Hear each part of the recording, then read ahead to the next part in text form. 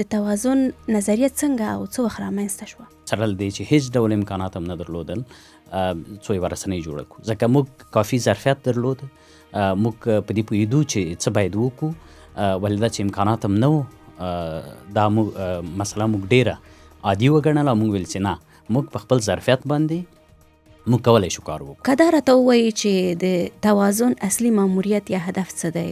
د توازن هدف داسې یو افغانستان ده چې هلته هر څوک وکولی شي خپله خبره وکړي، هر څوک د هر چا غږ واورېدل شي. دا زموږ یوازینی شعار او زموږ یوازینی هدف ده.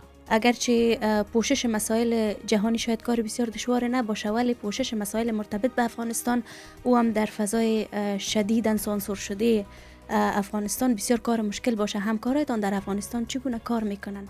درست است، محدودیت است، فشار است، تهدید است، ترس است، ولی کوشش میکنیم که همکارای ما به شکل همراهشان در تماس باشیم، به شکل اطلاع رسانی بکنن که به خودشان ضرر نرسه. هر رسنۍ ګران صاحب خپل نشراتي پالیسي لري او د ځانګړو زاویو له مخې خپل موضوعات خپلو لیدونکو یا څارونکو ته وړاندې کوي.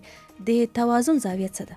د ژبې پر ځای، د سمت پر ځای، د قوم پر ځای، دا چې دا څوک ده، دا خبره چا کړې ده، پر دې باندې موږ هیڅ هغه نه کوو، تاکید پر دې باندې نه کوو او نه له دې زاویې نه مخکې ځو.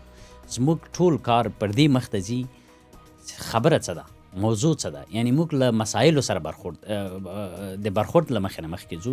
سه ویژگی که شما فکر میکنین توازن را از رسانه های دیگر متمایز میسازه به نظرتان کدام هست؟